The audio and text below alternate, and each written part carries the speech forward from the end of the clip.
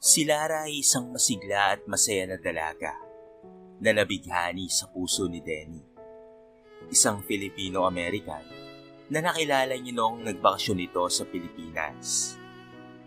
Ang pagkakaibigan ng dalawa ay mabilis na naging pagmamahalan at sa kabila ng layo ay naging matagumpay naman ang kanilang long-distance relationship na nagtatagal na ng 2 buwan. Isang araw, may plano si Lara na mag-video call kay Denny para sa kanilang pangunahing anibersaryo. Ngunit biglang hindi sumagot ang kanyang nobyo. Hala anak, baka pinagpalit ka na niya, kaya ayaw niyang sumagot. Pangaasar ng kanyang ina. Tumawa naman si Lara at nagbigay ng siguradong sagot. Baka busy lang mama, grabe ka naman. Agad akong pinagpalit. Alam kong hindi yun magagawa ni Denny sa akin. Lakas loob na sabi ng dalaga. Kaya't ngumiti na lamang ang ina at lumapit sa kanyang anak at marahang hinawakan ng kamay nito. Nagbigay naman ng payo ang kanyang ina. Basta anak, huwag ka lang masyadong mahulog sa boyfriend mo ha. Mahirap kaya ang long distance relationship. Pero bilib ako sa iyo anak dahil pumasok ka pa rin sa ganitong relasyon. Basta tandaan mo lamang palagi na huwag kang masyadong mahulog. Maging masaya ka lang at magiging masaya na rin ako. Kalmadong sabi ng kanyang ina. Napangiti naman si Lara sa sinabi nito at yumakap sa kanya. Salamat sa araw-araw na suporta ma. Mahal na mahal po kita. Sabi ni Lara habang dinaramdamang mainit na yakap ng kanyang ina. Mahal din kita anak. Tugon naman ang kanyang ina. Kinabukasan ay tinawagan si Lara ni Denny at nagpaliwanag ito na sobrang abala sa trabaho. Kahit hindi ito nakasagot noong isang araw. Naiintindihan ni Lara at mas lalong lumalakas ang tiwala niya sa kanyang nobyo. Mga buwan ang lumipas at may plano na si Lara na sorpresahin si Denny para sa kanilang unang anibersaryo. Desidido si Lara na bumisita sa Amerika at doon sorpresahin ang kanyang nobyo. Sa una ay nag-aalinlangan ang kanyang ina, ngunit hindi ito napigilan ng muling magpumilit si Lara. Binigyan ng ina si Lara ng tiwala, umaasa na magiging maayos ang lahat. Nasa airport na nga si Lara at pumunta na sa Amerika. At hindi mapigilang makaramdam ng excitement sa kanyang puso. Makikita na tayong muli mahal ko, bulong ni Lara sa sarili, habang nakatutok sa larawan ng kanyang nobyo na nasa kanyang wallpaper. Handa na siyang harapin ang kahit na anong pagsubok para sa pagmamahal na ito. Sa paglapag ng eroplano, puno siya ng saya at pagmamahal. Handang harapin ang bagong yugto ng kanilang pag-ibig ni Denny. Nasa Amerika na si Lara at tumatalo na sa tuwa ang kanyang puso. Makakasama na kita sa personal, Denny. Masayang sabi ni Lara sa kanyang sarili habang naglalakad papunta sa bahay ng kanyang nobyo. Matapos ang ilang oras na paghahanap, nasa gilid na ng kalsada si Lara at nagpapara ng taxi. Good morning, sir. Can you bring me to this place? Sabi ni Lara sa taxi driver, sabay bigay ng address. Okay, sure. Naging sagot na lamang ng driver at nagsimula ng magmaneho. Tahimik lamang si Lara sa biyahe at maya-may kinontak niya ang kanyang nobyo. Hi babe, today's your day off, right? Panimula ni Lara na tinanguan naman ang kanyang nobyo. Sige, tatawagan kita mamaya. May sorpresa kasi ako sa'yo eh. Bye, I love you. Sabi ni Lara at pinatay na ang tawag. Nagsimula na magkwento ang taxi driver. Dito ba nagtatrabaho ang nobyo mo, miss? Isa ba siyang OFW? Biglang tanong na nagulat naman si Lara, kaya't humarap ito sa driver. Pinoy ka rin pala? Kababayan lang pala tayo. Taga rito ang boyfriend ko eh. Isa siyang Filipino-American. Masayang sabi ni Lara, kaya't natawa rin ang taxi driver. Filipino-American din ako. Ang mama ko ay Filipina.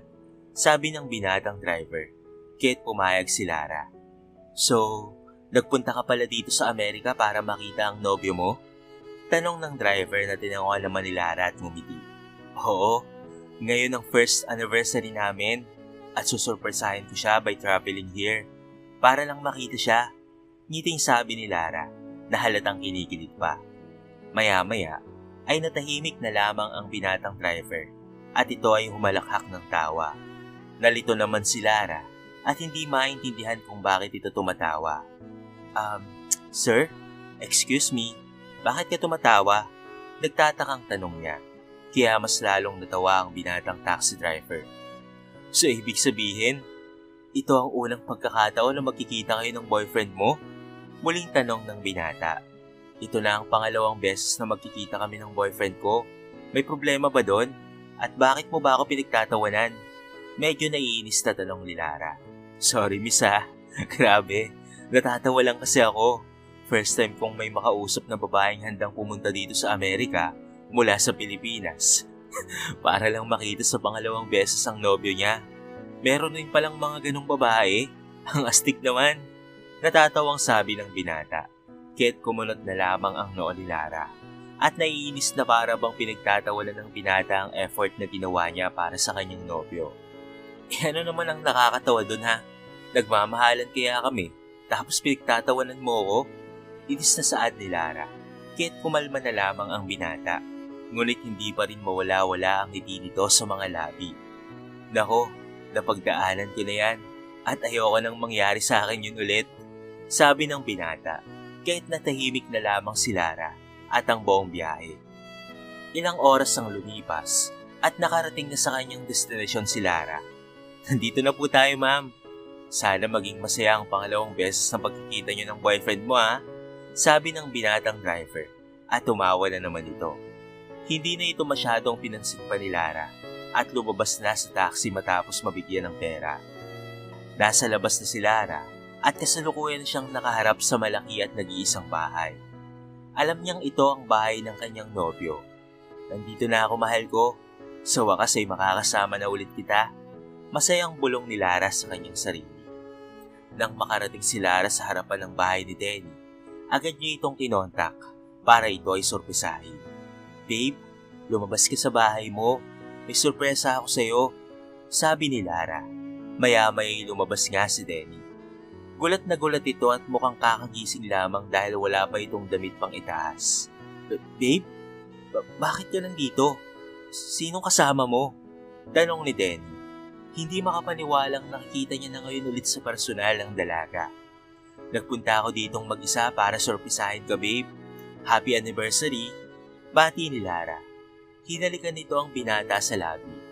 Hindi naman gumalaw si Denny na parang hindi pa rin makapaniwala. Tara, hindi mo ba ako papapasukin sa bahay mo? Tanong ni Lara. Ngunit hindi pa rin nagsasalita ang binatang si Denny. May problema ba babe? Muling tanong niya. Maya-maya pa ay lumabas ang dalawang batang babae mula sa bahay ni Denny. Lumapit ang dalawang bata kay Denny at ito ay nagtago.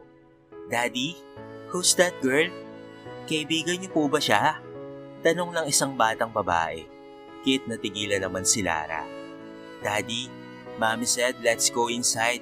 The breakfast is ready. Sabi rin ng isang batang babae.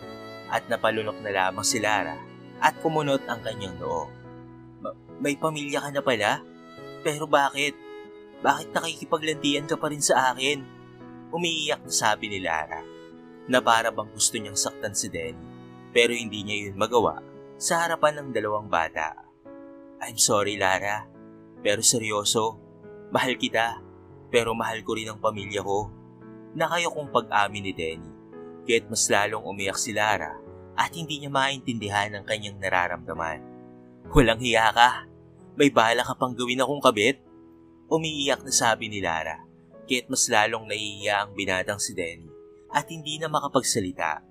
Maya-maya pa ay lumabas ang isang babae mula sa bahay at hinala ni Lara na ito ang asawa ni Denny.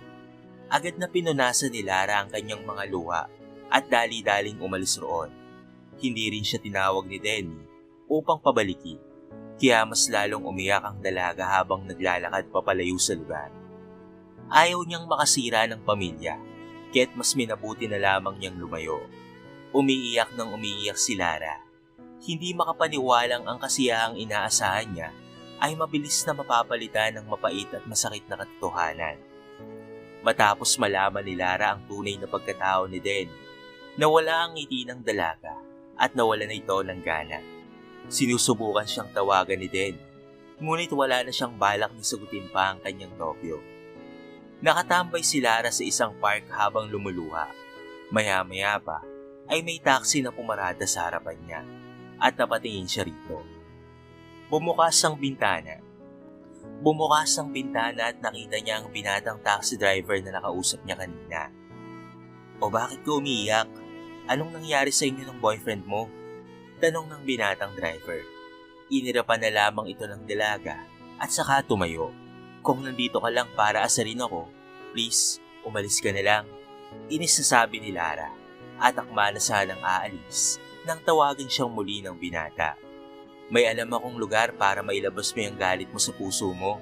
Seryosong sabi ni Tristan, ang binatang driver. Natigilan naman si Lara at sa huli ay pinili niyang sumama rito. Dinala siya ni Tristan sa isang lugar ng inuman at doon siya sinamahan ng binata. Dahil sa galit, lungkot at pagsisisi ay naparami ang inom ni Lara at ito ay nalasing. Naging responsibilidad naman ni Tristan ang dalaga at dinala niya ito sa kanyang kondo at inalagaan.